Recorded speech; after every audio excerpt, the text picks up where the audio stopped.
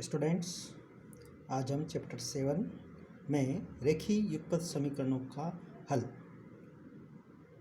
ज्ञात करना सीखेंगे।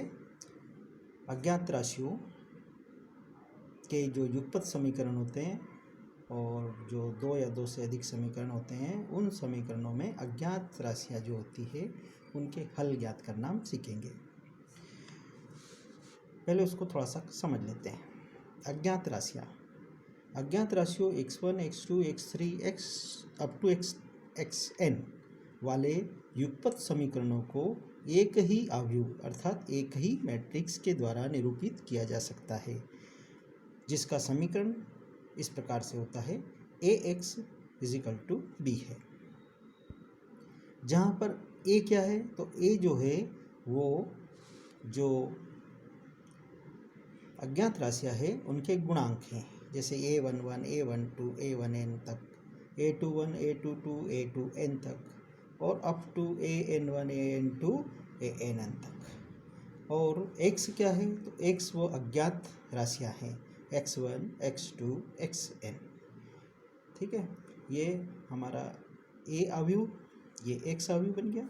और इस तरह से b क्या है, तो b जो है वो अचर पद जो हैं उनका एक मैट्रिक्स बन रहा है, अवयव है। और इस प्रकार से इस समीकरण को हम ax = b के द्वारा व्यक्त करते हैं। और यदि जो अवयव a है उसका अगर हम सारणिक ज्ञात करें और सारणिक का मान यदि 0 के बराबर नहीं हो, तब a इन्वर्स यानी कि जो सारणिक a है उसका प्रतिलोम है, और उस प्रतिलोम का अगर अस्तित्व है तब हम कहेंगे कि समीकरण निकाय के हल अद्वितीय है या संगत है। और यदि अद्वितीय है या संगत है तब हम ax = b को x = a इन्वर्स b के रूप में लिखते हैं। और इस प्रकार के से लिख करके अज्ञात राशियों x या y या z जो भी होती है उन्हें ज्ञात कर सकते हैं। ठीक है, तो आज हम रेखीय युगपत समीकरणों के अवयव विधि के द्वारा हल ज्ञात करेंगे, जिनके निकाय संगत होंगे या जिनका a इन्वर्स का अस्तित्व होगा। ठीक है, तो हम हल करते हैं हमारी प्रश्नावली 7C, एक्सरसाइज नंबर 7C। और इसका हम क्वेश्चन नंबर जो लेते हैं और वो है आपका क्वेश्चन नंबर पहले का क्वेश्चन नंबर 1 का 1। उसमें आपको इक्वेशन दे रखी है, समीकरण दे रखे हैं 5x - y + 4z = 5, 2x + 3y + 5z = 2। और तीसरी है 5x - 2y + 6z = -1। हम मान लेते हैं कि माना a b ax बराबर है b के, तब x बराबर a इन्वर्स b के। ठीक है, अब यहाँ पे a क्या है, तो हम a के रूप में इसको लगाएंगे। a का मतलब होता है अवयव a, यानी कि जो x पहली पंक्ति में हम x, y और z के गुणांक, इसी तरह से दूसरी पंक्ति में दूसरे समीकरण के x, y, z के गुणांक, और तीसरी पंक्ति में x, y, z के गुणांक लिखेंगे। और इस प्रकार से a अवयव हमारे को प्राप्त होगा। हम लिखेंगे 5 - 1 4 पहली पंक्ति, दूसरे में 2 3 और 5, तीसरे में 5 - 2 6। ये हो गया हमारा एक मैट्रिक्स A। इसी तरह से दूसरा है हमारे पास में x, तो x के लिए हम लिखेंगे x बराबर जो अज्ञात राशियाँ, एक तो x है, एक y है और एक z है, जिनके हमें मान निकालना है। और तीसरे नंबर पे हमारे पास में है b, तो b जो है वो अचर पद है। अचर पद है हमारे पास में 5, 2, -1। ये हमारे पास में मान है ए का, एक्स का और बी का। अब हम इस अवयव ए का सारणिक निकालते हैं, यानी कि ए का सारणिक बराबर 5 -1 4 2 3 5 या 5 - 2 6 और इसको विस्तारित करके इस सारणी का मान ज्ञात करते हैं। विस्तार करने का तरीका आपको अच्छे से आता है। 5 के संगत हम विस्तार करेंगे तो 5 पहली पंक्ति में पहला अवयव, तो आपको ये पहली पंक्ति पहला कॉलम छूट जाएगा, 3 बचेंगे, 6 बचेंगे, 3 6 18 हो जाएंगे, ये 18। फिर आगे बढ़ते हैं, माइनस का 2 का 5 में करेंगे तो -10, माइनस माइनस प्लस के ये 10 हो जाएंगे। फिर अगली बार में अगला पद माइनस के लिए ये -1 है तो माइनस ये और ये माइनस माइनस माइनस प्लस 1। अब पहली पंक्ति और दूसरा कॉलम छूटेगा तो हमारे पास में 2 6 5 और 5 बचेंगे, 2 का 6 में करेंगे 6 दूनी 12 माइनस 5 का 5 में गुणा करेंगे 25 और तीसरे नंबर पे प्लस, और प्लस के बाद में हम आगे बढ़ते हैं तीसरी पंक्ति पहली लेकिन कॉलम नंबर 3, तो तीसरा कॉलम छूट जाएगा, पहली पंक्ति छूट जाएगी, 2 बचेंगे माइनस 2 दूनी 4, माइनस के 4 ना, पर गुणा किसका करना है इसमें 4 का, ये 4 का, ठीक है। और इधर से हमने लिया 2 दूनी 4 माइनस के, इधर से 5 और 3 5 या 15, ये माइनस के 15। इस प्रकार से आप देखेंगे कि हमारे पास में क्या प्राप्त होगा। और आगे हल करते हैं, 5 18 और 10 28 प्लस 1 माइनस के 13 प्लस ये 4 और ये माइनस के 19। 28 का 5 में गुणा कर देते हैं 140 आ जाएंगे और माइनस के 13 बचेंगे और इधर माइनस के 19 चौक 76 आ जाएंगे। इस प्रकार से 140 माइनस 89 और इसको हम 140 में से घटाएंगे तो हमारे पास में आ जाएंगे 51। अब आप यहाँ देख रहे हैं कि हमारे पास में जो सारणिक है उसका मान 0 के बराबर नहीं आया है। हम लिखेंगे कि चूँकि सारणिक ए का मान जो है नॉट इक्वल टू 0, 51 आया है, 51 0 के बराबर नहीं है, तो इसलिए जो ए इन्वर्स है उसका अस्तित्व है, यानी कि ए इन्वर्स विद्यमान है, ए इन्वर्स विद्यमान है। अतः दिया गया समीकरण निकाय संगत है या अद्वितीय है, संगत भी है या अद्वितीय है। इस प्रकार से हम, अगर केवल हमें ये पूछा जाए कि बताइए कि समीकरण निकाय संगत है या असंगत है, तो हम इस प्रकार से प्रक्रिया करके बता सकते हैं कि समीकरण निकाय संगत है या असंगत है। यदि हमें ये पूछा जाए कि निम्नलिखित समीकरण निकायों को, जो कि आपके प्रश्न नंबर 2 से शुरू किए गए हैं, निकायों को आयु विधि के द्वारा हल कीजिए, तो हमें हल जहाँ पे करना पड़ेगा तो वहाँ पे हमें जो अज्ञात राशियाँ x y z है उनके मान भी ज्ञात करना पड़ेंगे। तो हम एक प्रश्न इसके लिए देखते हैं, सीखते हैं कि हम किस प्रकार से इसको हल करते हैं। स्टूडेंट्स, क्वेश्चन नंबर 6 इस प्रकार से है। समीकरण नंबर 1 है 3x + 2y - 2z = 3, x + 2y - 3z = 6, ये दूसरी समीकरण है। तीसरी 2x - y + z = 2, ये तीसरी समीकरण है। तब हम क्या करेंगे, मान लेंगे कि माना ax बराबर b के, तब x का मान जो निकलेगा वो इस प्रकार से x बराबर a inverse b, a inverse b, ये इस प्रकार से, ठीक है। जहाँ पर हम जानते हैं कि a क्या है, तो जहाँ a बराबर क्या है, तो x और y और z के गुणांक। पहली समीकरण के लिए पहली पंक्ति -2, दूसरी पंक्ति 1 2 -3, तीसरी पंक्ति 2 -1 1, ये a का मान हो गया। इसी प्रकार से आप x के लिए भी निकाल सकते हैं। x यानी कि जो अचर पद है, अज्ञात राशि है, वो है x, y, z तथा b का मान भी बता सकते हैं। अब b क्यों है, b कौन है, तो अचर पद है। कौन है अचर पद हमारे पास में, 3, 6, 2, ये 3, 6, 2 ये अचर पद हो गए। इस प्रकार से हमारे पास में a, x और b के जो सारणिक है। अब हम क्या निकालेंगे, इसकी a जो अवयव है, a जो सारणिक है, इसका मान निकालते हैं। तो a सारणिक का मान बराबर 3, 2, -2, 1, 2, -3, 2, -1, 1, इसका मान निकालते हैं, प्रसारित करते हैं इसको।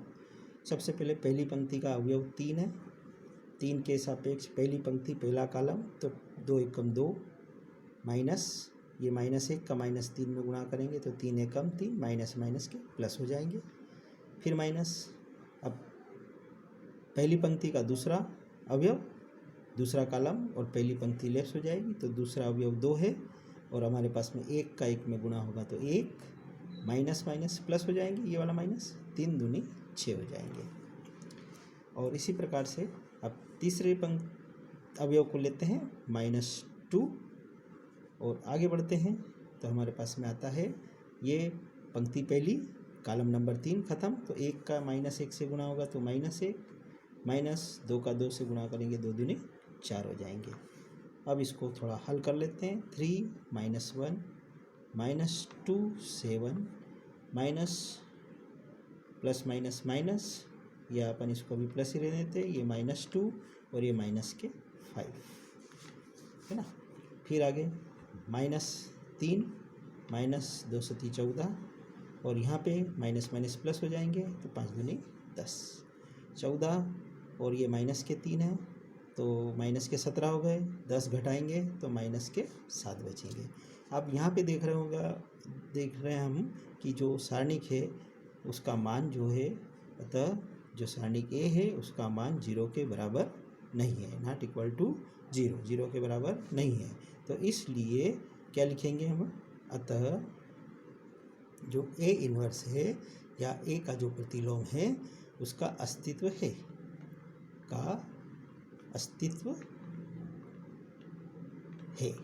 अब अस्तित्व है इसलिए समीकरण निकाय के हल जो हैं वो संगत है, अर्थात समीकरण निकाय के हल संगत है।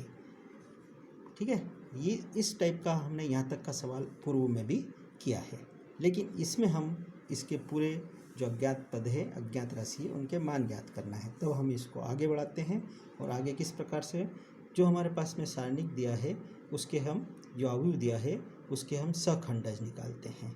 तो हम A के सहखंडज निकालेंगे, तो A के सहखंडज, ठीक है। सबसे पहले C11, C11 में सबसे पहले हम जानते हैं -1 1 + 1 ये लिख देंगे। अब C11 में यानी कि आपके पास में यहाँ देखेंगे तो इसमें देखेंगे कि पहला अवयव, तो ये पहली पंक्ति पहला कॉलम, 2 एकम 2 माइनस के और माइनस के, 3 एकम 3, तो क्या आएगा आपके पास में 2 माइनस के 3, क्योंकि माइनस माइनस प्लस हो गया। तो इस प्रकार से आगे बढ़ते हैं। ये -1 का वर्ग हो गया तो ये तो प्लस में हो जाएंगे और 2 में से 3 घटेंगे तो -1 हो जाएंगे। 1 का -1 में गुणा होगा तो ये -1 हो जाएगा। इस प्रकार से सभी फैक्टर हम निकालेंगे बारी बारी से, जैसे C12 फिर निकालेंगे C13, ऐसे हम मानों को निकालते जाएंगे। ठीक है, ये -1 1 + 2, तो अब हमारे पास में यानी कि पंक्ति नंबर तो 1 ही है लेकिन कॉलम नंबर 2, तो आप यहाँ पे देखेंगे फिर से कि 2 छूट जाएगा तो हमारे पास 1 1 2 -3, तो 1 का 1 में हम गुणा करेंगे। पहले हम लिखते हैं 1 का 1 में 1, फिर माइनस और 2 का -3 में करेंगे।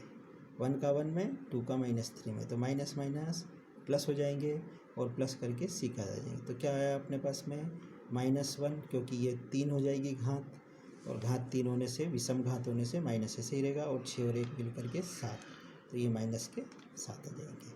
अब हम लेंगे C13। C13 में हम देखेंगे सबसे पहले -1, 1 + 3। अब पहली पंक्ति और कॉलम नंबर, ये पहली पंक्ति कॉलम 3, 1 -1 2 2, ठीक है।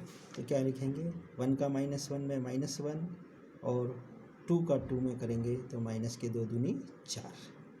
ओके, ये माइनस की घात जो है 1 + 3 4 हो जाएगी, सम है, सम घात में 1 ही रह जाएगा, और ये माइनस के 4 और 1 5 हो जाएंगे, तो -5 एकम -5। इस प्रकार से ये 3 आ गए। इसी तरह से हम बाकी के भी सखंडोजों को ज्ञात करेंगे, जैसे C21, इसी तरह से C22, C23, इसी तरह से 3 के भी ज्ञात करेंगे। ऐसे सब हम ज्ञात कर लेते हैं। अब थोड़ा अपन सबको समझ में आ ही गया है। -1 2 + 1, ये इस प्रकार से। अब हम यहाँ से, मैं बार बार इधर इधर देख करके आपको थोड़ा बताते जाऊँगा। ये हमारे पास में ये लिखा हुआ है ना, तो इसमें से मैं देख देख करके इधर लिखते जाता हूँ। तो यहाँ आ जाएंगे आपके पास में -1 2 + 2, इसी तरह से -1 2 + 3, ये मैंने एक ही बार में लिख दिया। अब यहाँ देखेंगे दूसरी पंक्ति पहला कॉलम, ठीक है। तो यहाँ से पहला कॉलम ख़त्म हो गया, दूसरी पंक्ति ख़त्म हो गई। हमारे पास में 2 का 1 में गुणा हो गया 2, माइनस, फिर -1 का 2 में -2 में गुणा हो गया, तो माइनस माइनस ये भी प्लस के हो जाएंगे, तो माइनस के 2 2 बच जाएंगे। और इस प्रकार से आगे बढ़ते हैं। -1 ऐसे ही रहेगा, और 2 में से 2 घटेंगे तो 0, मतलब 0। यहाँ पे अब दूसरी पंक्ति का ही दूसरा कॉलम देखते हैं, तो वो ख़त्म हो जाएगी, दूसरी पंक्ति ख़त्म और दूसरा कॉलम। तो क्या बचा, 1 का 1 से मल्टीप्लाई करेंगे तो हमारे पास में आएगा 1, और 3 का 1 से मल्टीप्लाई करेंगे तो हमारे पास में आएंगे 3 यहाँ पे, और 2 का -2 से मल्टीप्लाई करेंगे तो माइनस माइनस प्लस हो जाएंगे, 2 दूनी 4। और इस प्रकार से ये माइनस का तो प्लस का 1 हो जाएगा, और ये 4 के 7 हो जाएंगे, 4 और 3 7, तो बराबर 7 एकम 7 हो जाएंगे। इसी तरह से 2 3 में इसमें देखते हैं, यानी कि दूसरी पंक्ति और तीसरा कॉलम। तो यहाँ पे आपके पास में आएगा 3 का 1 में गुणा करेंगे, दूसरी पंक्ति तीसरा कॉलम, तो 3 का -1 में गुणा करेंगे तो माइनस के 3 आएंगे, माइनस, और 2 का 2 में गुणा करेंगे तो 2 दूनी 4 आ जाएंगे। ये माइनस का 1 ही आएगा, और यहाँ हम देखेंगे माइनस के 7 होंगे, ये माइनस के 7 और ये माइनस का 1 मिल के प्लस के 7 हो गए। इसी प्रकार से C31 C32 C33 भी निकालेंगे। -1 3 + 1 -1 3 + 2 -1 3 + 3, ठीक है। बारी बारी से इनके मान निकाल देते हैं। तीसरा कॉलम, तीसरी पंक्ति पहला कॉलम, तीसरी पंक्ति पहला कॉलम, ये ख़त्म हो जाएंगे। तो हमारे पास में 2 3 6, माइनस के 6 और माइनस प्लस 2 दूनी 4, ये इस प्रकार से आया है। 3 और 1 4 हो रहे हैं, यानी कि हमारे पास 1 तो हो गया 1, और 4 में से 6 गए तो -2, तो ये बचेंगे -2। अब यहाँ आते हैं C32 में, यानी कि तीसरी पंक्ति दूसरा कॉलम, तो 3 बचा और -3, तो 3 दूनी 6, माइनस के 6, इधर 1 माइनस के 2, तो माइनस माइनस प्लस, 2 एकम 2, 3 2 5, यानी कि विषम है, तो यहाँ माइनस का 1 बचेंगे और यहाँ माइनस के 4 बचेंगे, तो 4 एकम 4, माइनस माइनस के प्लस हो जाएंगे। C32 है ना, तो C32 में 3 और 3 बचेंगे, तो 3 तिया 9, सॉरी 3 तिया 9 होंगे माइनस के, और इधर 1 का माइनस के 2 होगा, तो ये माइनस के 1 है और ये माइनस के 7 है, तो माइनस माइनस प्लस हो जाएंगे, ये 7 आ जाएंगे।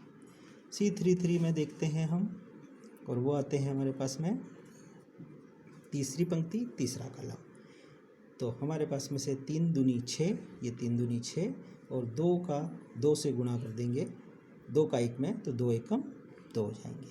3 और 3 6 सम है, सम होने से 1 तो 1 ही हो जाएगा हमारा -1, और ये 6 में से 2 जाएंगे तो 4, तो ये आ गए 4।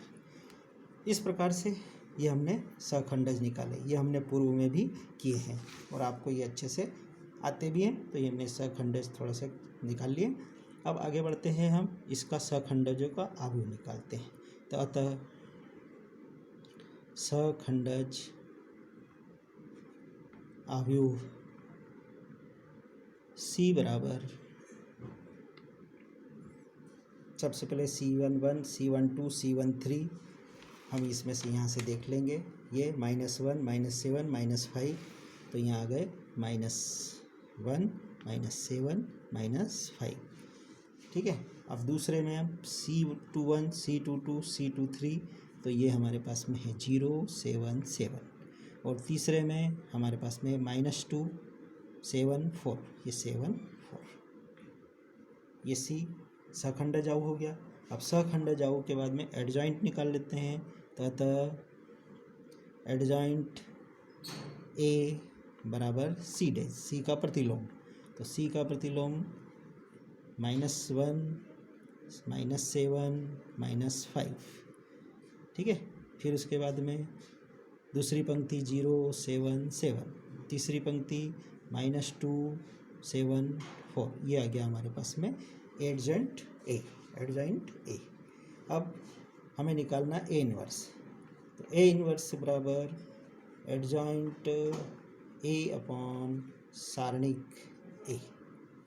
अब एडजॉइंट A का मान हमने निकाल ही लिया है अभी, ये आपने देखा ही है, ये मैं लिखता हूँ यहाँ पे -1 -7 -5 0 7 7 -2 7 4, और अपान में हमारा सारणिक का जो मान आया था वो, और वो सारणिक का मान आया था वो आप यहाँ पे देख सकते हैं, ये -7, ये -7, ठीक है। अब हम इसको थोड़ा सा ऊपर लिख देते हैं, ये -7 है, हम इसको ऐसे लिख देते हैं, और सारणिक अवयव हमारा है -1 0 -2 -7 7 7 -5 7 4, ये इसके अवयव हैं। ये आया A इन्वर्स का मान, ठीक है।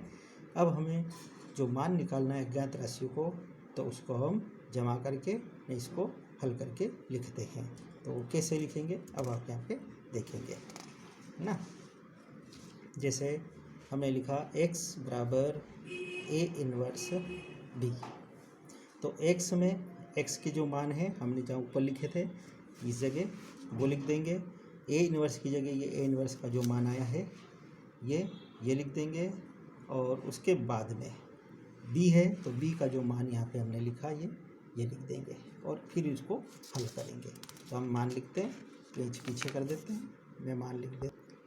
ये इस प्रकार से मैंने मान रख दिए, ये x का मान रख दिया, ये बराबर A इन्वर्स का मान रख दिया, A का प्रतिलोम, और इस प्रकार से यहाँ पे मैंने B का मान रख दिया। अब हम इसको हल करते हैं।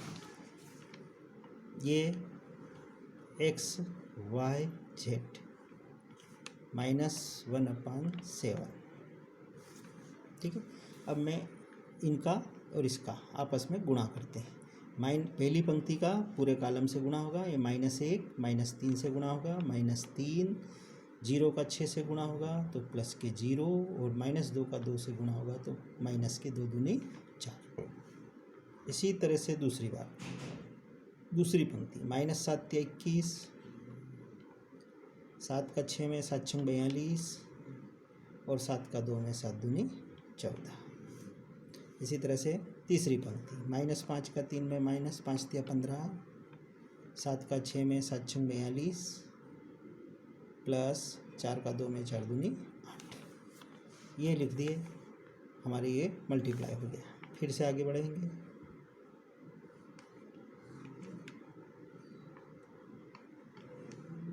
-4 -3, तो ये माइनस के 7 हो गए। 42 है, 21 घटा देंगे तो 21 बचेंगे, 21 में 14 जोड़ेंगे तो 35 हो जाएंगे। यहाँ पे 42 है, 8 प्लस के हैं 50 हो गए, 50 में से 15 घटाएंगे तो 35 बचेंगे। ठीक है, अब इस 7 का हम इसमें भाग लगा देते हैं बारी बारी से। तो माइनस माइनस तो प्लस हो गया और 7 एकम 7, यहाँ 7 का 35 में 7 पंजे 35 माइनस के 5। इसी तरह यहाँ पे 7 का भाग 35 में तो 7 पंजे 35 माइनस के 5। अब ये एक्स वाई जेड है और ये हमारा मान है, इन दोनों की आपस में तुलना कर देते हैं। तो तुलना करने पर हम देखेंगे कि x की तुलना x से करेंगे तो x, या लिख लीजिए एक बार जिससे आपको क्लियर हो जाए। ये हमने यहाँ लिखा बराबर, इधर हमारे पास में मान आया 1 माइनस 5 माइनस 5, है ना। तो पहली पंक्ति की पहली पंक्ति से ऐसे तुलना कर देंगे तो लिखेंगे अतः x बराबर 1, y बराबर -5, z बराबर -5। ये इस प्रकार से समीकरण निकाय के हमें हल प्राप्त होंगे और यही हमें करना है। तो सबसे पहले हमने, जब इस प्रकार के सवाल आते हैं अवयव के द्वारा समीकरण निकाय के हल याद कीजिए, तो हम सबसे पहले क्या करेंगे कि सारणिक जो अवयव दिया गया है उसका अवयव बनाएंगे, a का मान, x का मान, b का मान, फिर अवयव बनाएंगे, उसका सारणिक निकालेंगे। सारणिक में देखेंगे कि a इन्वर्स का अस्तित्व है कि नहीं, अस्तित्व है तब हम उनके सभी सहखंडज निकालेंगे। सहखंडज का फिर एक सहखंडज अवयव बनाएंगे, ये सहखंडज अवयव बनाया अपन ने, फिर उसका एडजॉइंट निकालेंगे, एडजॉइंट से फिर ए इन्वर्स का मान निकलेगा और फिर ए इन्वर्स के बाद में हम जो हमारी समीकरण है x equal to A inverse b, इसके द्वारा मान रख करके x y और z के बारी बारी से मान निकालेंगे जो हमने ये बताया। तो इस प्रकार से इन सवालों को हल किया जाता है। एक क्वेश्चन नंबर 12 और है जिसका मैं समीकरण बना देता हूँ और आपको ये क्वेश्चन नंबर 6 के समान इसको हल करना है इसी तरह से। और जो भी सवाल अब इस 7C में बचे हुए हैं उसे मैंने तुम्हारे को जो है ये क्वेश्चन नंबर 6 और ये हल करके बताया, इसी से हल करना है, इसी तरह से हल करना है। एक क्वेश्चन नंबर 12 देखिए, मैं आपको इनकी समीकरणें बना देता हूँ। 3 रेखाओं का योग 6 है, 3 संख्याओं का योग 6 है। तो 3 संख्या है, जैसे हम मान लेंगे कि एक संख्या x है, दूसरी y है और तीसरी z है। तो इसे हम लिख लेंगे कि माना 3 संख्याएं x, y और z है। ठीक है, अब हमारे पहले तीनों संख्याओं का योग 6 दिया है, तो प्रश्नानुसार x plus Y plus z बराबर 6, ये अपनी समीकरण 1 हो गई है। दूसरे नंबर पे हमें दिया गया है कि तीसरी संख्या को 3 से गुणा करके दूसरी संख्या में जोड़ने पर 11 मिलते हैं। तो दूसरी संख्या हमारे पास में y है और तीसरी संख्या z है। तीसरी संख्या हमारी z है तो इसको 3 से गुणा कर दें और दूसरी संख्या में जोड़ दें तो हमारे पास में प्राप्त हो रहा है 11, ये 11 प्राप्त हो रहा है। एवं तीसरे नंबर पे हमें क्या दिया है कि पहली तथा तीसरी संख्या को जोड़ने पर दूसरी संख्या का 2 गुना प्राप्त होता है। तो पहली संख्या और तीसरी संख्या को जोड़ दें तो हमें दूसरी संख्या का 2 गुना प्राप्त होता है, ये लिख दिया। हम इसको जमा लेते हैं तो x minus 2y plus z बराबर 0। अब आपके पास में ये समीकरण 1 है, ये समीकरण 2 है और ये समीकरण 3 है। इनकी सहायता से आपको x, a और b के मान निकाल लेना है उनके गुणांकों से। अब जैसे मैं मान निकाल के बता देता हूँ कि हम मान लेंगे कि माना a x बराबर किसके, b के, तब x बराबर a इन्वर्स b के। अब मैं यहाँ पे a का मान लिखता हूँ, a बराबर 1, इसका गुणांक भी 1, z में भी 1 गुणांक। दूसरे नंबर पे देखेंगे x नहीं है तो यहाँ पे x का गुणांक 0, यहाँ पे y का गुणांक 1, z का गुणांक 3। यहाँ पे तीसरे नंबर पे देखेंगे x का गुणांक 1, y का गुणांक -2 और 1, ये हो गया a का मान। इसी तरह से हम x के मान को भी, अज्ञात राशियों को भी लिख सकते हैं x, y, z। और इसी प्रकार से हम b भी लिख सकते हैं, b का मान इस प्रकार से, एक तो नंबर 6, दूसरे पे 11 और 0। ठीक है, अब ये जैसे मैंने बता दिया है, इसके बाद की पूरी प्रक्रिया आपको क्वेश्चन नंबर 6 के समान हल करनी है। पहले आप एक असारणिक निकाल लेंगे, अगर अस्तित्व हो तो फिर उसमें सखंडज निकालेंगे, सखंडज निकालने के बाद में उसका अवयव निकाल लेंगे, सखंडज किससे बना हुआ अवयव आ जाएगा, मैट्रिक्स आ जाएगा, फिर उसका हम एडजॉइंट निकाल लेंगे और एडजॉइंट से इनवर्स निकालेंगे, और उसके बाद में जो हमारा समीकरण है formula x equal to A inverse B, उसमें मान रख करके एक्स वाई जेड के मान निकालेंगे। तो ये आपको करना है, ठीक है। धन्यवाद।